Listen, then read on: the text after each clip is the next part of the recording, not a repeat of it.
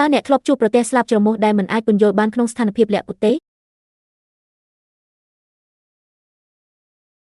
ហេតុអ្វីបានជាមិនមានក្បាលក្រចកនៅលើនេះតើអ្នកណាដាក់វានៅទីនោះអ្នកអាក្រក់ណាស់តើមានអ្វីកើតឡើងចំពោះខ្ញុំ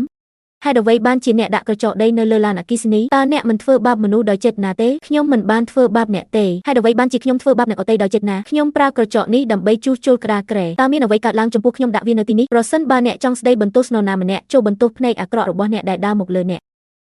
វាជាថ្ងៃក្តៅណាស់ជើងទេរបស់អ្នកមានក្លិនស្អុយតើជុំវិញទោសរបស់ខ្ញុំរាល់ស្នាមប្រឡាក់ញើសអ្នកមិនគួរស្អប់ខ្ពើមខ្ញុំនឹងទុកអ្នកទោះបីអ្នកអាក្រក់ក៏ដោយតើអ្នកណាអាចឈរជើងរបស់អ្នកមានក្លិនខ្ញុំស្អប់មនុស្សមិននិយាយរកស៊ុយវាមិនមែនថាជើងរបស់ពួកគេមានក្លិនទេពេលនេះគ្មានអនាគតទេអ្នកណាអាចនិយាយបានច្បាស់ហើយនោះជាអ្វីដែលអ្នកមានអ្នកមិនទាន់ចប់ទេអ្នកមិនចង់ឲ្យខ្ញុំបង់ប្រាក់ឲ្យអ្នកមួយចំនួនអាចអ្នកអាចទិញ Band-Aid ជាមួយនឹងម្ប៉ៃយន្តហើយនៅមានសល់ខ្លះទេ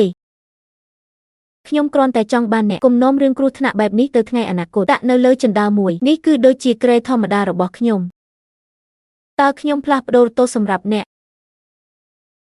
ហេតុអ្វី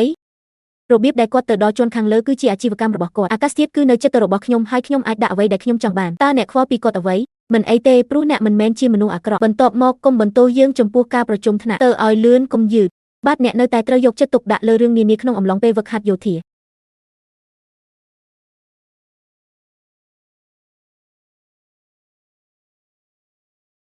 មិត្តស្រីល្អខ្ញុំបានអប់រំបងប្អូនជីដូនមួយរបស់អ្នករួចហើយ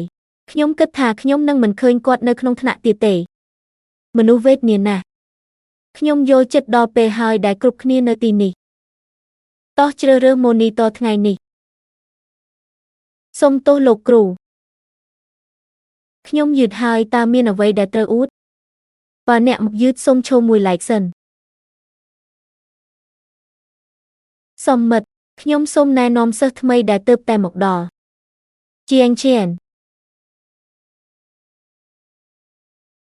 សង្ហាណាស់លយណាស់សូមស្វាគមន៍មកកាន់ថ្នាក់របស់យើងសូមអរគុណតើទេវតាអាចធ្វើដូចម្ដេច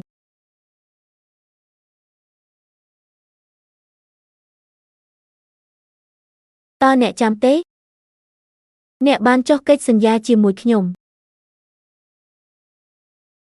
ហេតុអ្វីទៅជួបគាត់ផ្ទាល់តើវាមានបញ្ហាអ្វីគាត់មិនសមនឹងខ្ញុំទេ